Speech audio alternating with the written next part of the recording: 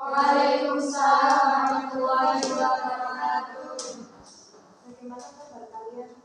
Baik, Bu. Ada yang masih sakit? Tidak, Bu. Sehat semua ya?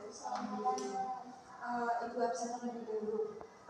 Nanda Amalia Setiawan, Mbak Latif Rosalin Suka Azira, Lilis Musdalifah, Dewi Sinta, Mbak Nabila Syakira, berangkat semua ya.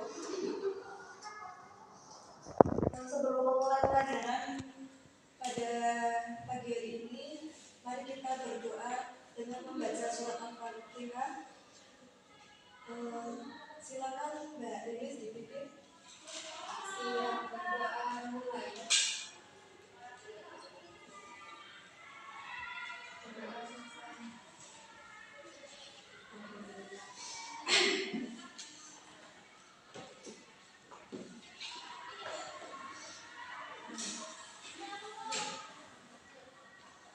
Pada pertemuan pertama ini, pada satu ini kita akan membahas tentang konsep usul fikih.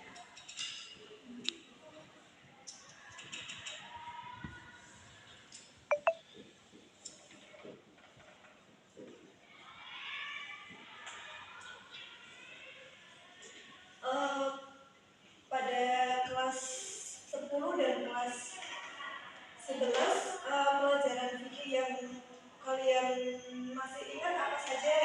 Coba ya. Sholat, terus toharoh, apalagi?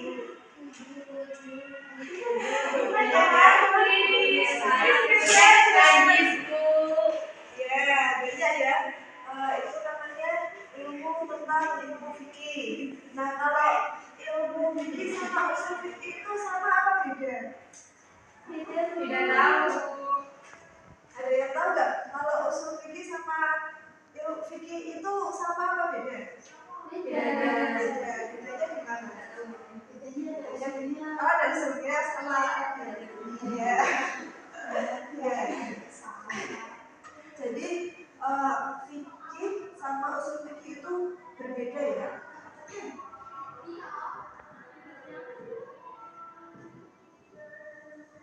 Fikih sama usul fikih.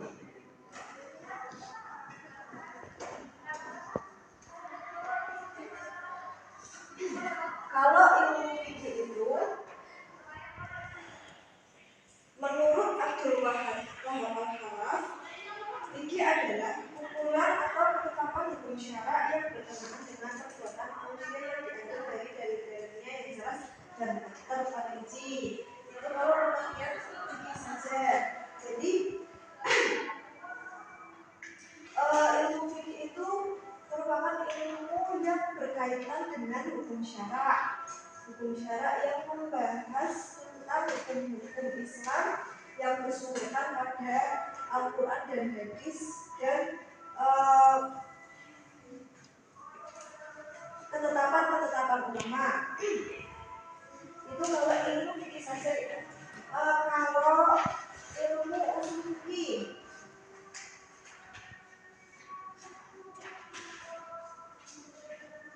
kalau ilmu usul fikih, kata usul adalah bentuk jamak dari kata al-asl yang berarti sesuatu yang menjadi dasar atau landasan lainnya. Adapun kata al-fikih sebagaimana yang diuraikan tersebut berarti paham atau mengerti secara mendalam. Nah, kalau menurut Muhammad Al-Syaukani, usul fikih adalah mengetahui kaidah-kaidah yang dapat digunakan sebagai alat untuk menggali atau istinbat hukum furu' dari dalil-dalil yang rinci dan jelas. Usul fikih merupakan sarana atau alat yang dapat digunakan untuk memahami nas Al-Quran dan As-Sunnah agar dapat menghasilkan hukum-hukum syara. Dengan kata lain, usul fikih merupakan metodologi atau teori yang tidak hanya digunakan untuk memahami hukum-hukum syara saja, melainkan juga dapat berfungsi untuk menetapkan dan menghasilkan hukum-hukum syara yang bersifat furu'iyah.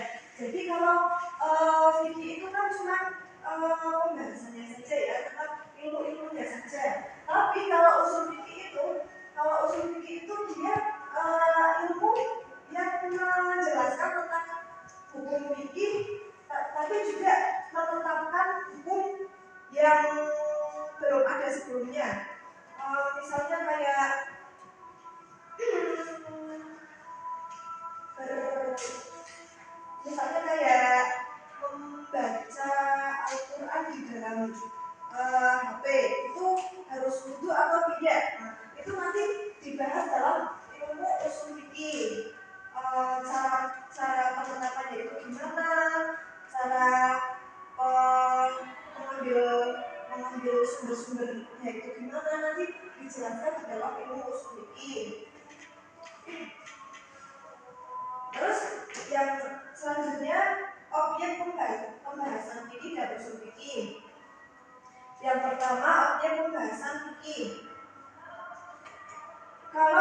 fikih itu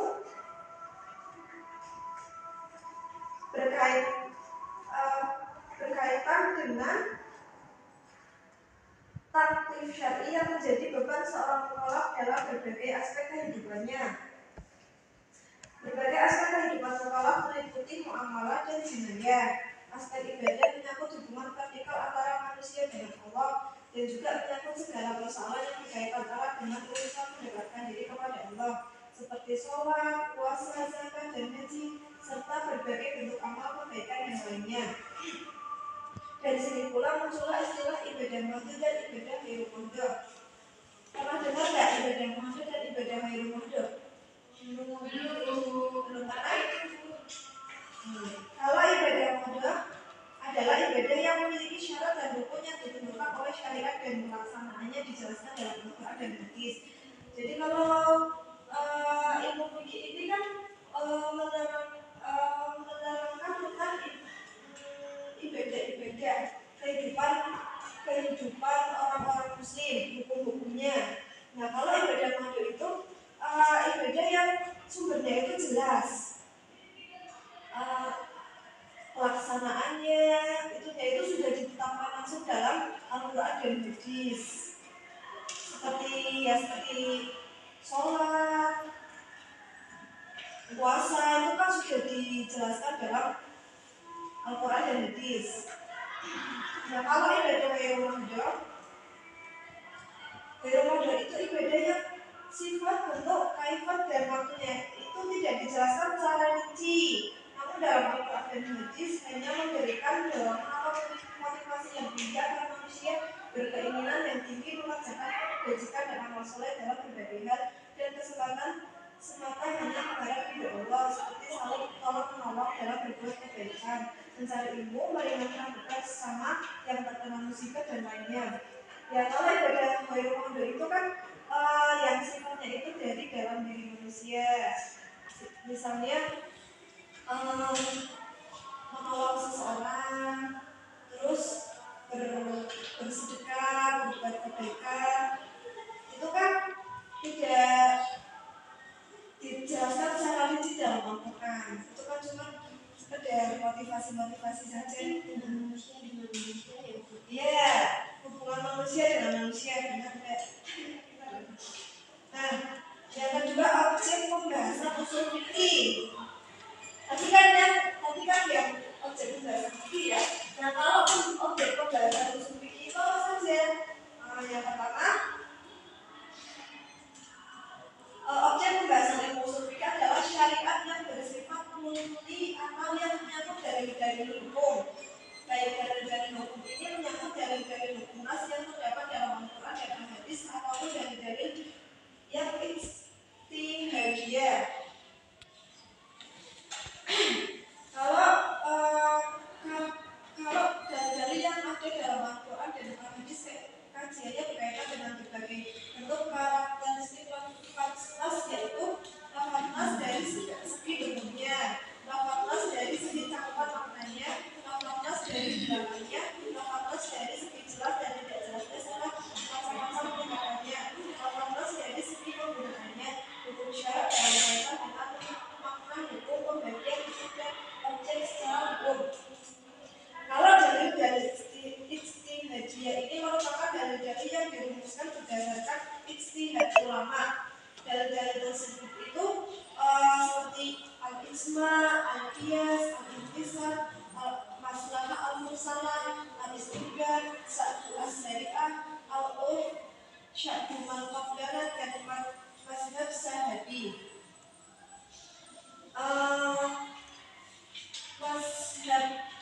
Mazhab yang terkenal itu ada berapa? Ada yang tahu ya? Ada 4. Apa saja? Siapa saja? Maliki. Mereka itu kan yang itu ya. Mereka itu kan juga menetapkan hukum-hukum fikih yang disebut dengan usul fikih.